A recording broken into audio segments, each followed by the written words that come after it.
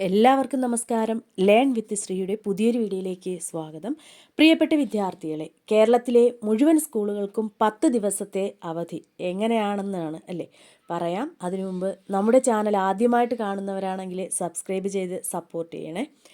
Christmas പരീക്ഷയുടെ ഡേറ്റൊക്കെ വന്ന കാര്യം നിങ്ങൾ അറിഞ്ഞിട്ടുണ്ടാവും അല്ലേ.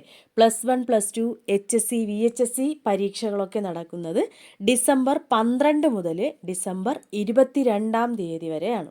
അതുപോലെ LP UP 8, 9, 10 ക്ലാസ്സുകളിൽ ഡിസംബർ 13 മുതൽ ഡിസംബർ 21 വരെയാണ് എക്സാം നടക്കുക.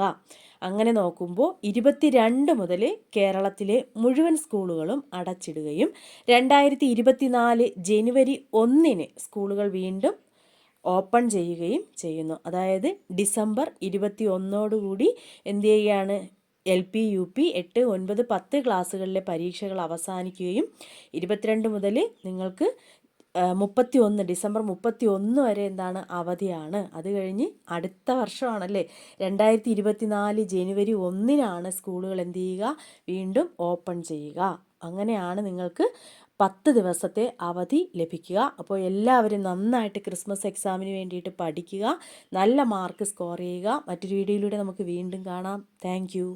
അപ്പോൾ എല്ലാവരും നമ്മുടെ ചാനൽ സപ്പോർട്ട് ചെയ്യുക. കൂടുതൽ വിദ്യാഭ്യാസപരമായിട്ടുള്ള വാർത്തകൾക്കും ക്ലാസ്സുകൾക്കും ഒക്കെ ആയിട്ട് നമ്മുടെ ചാനൽ സപ്പോർട്ട് ചെയ്യുക.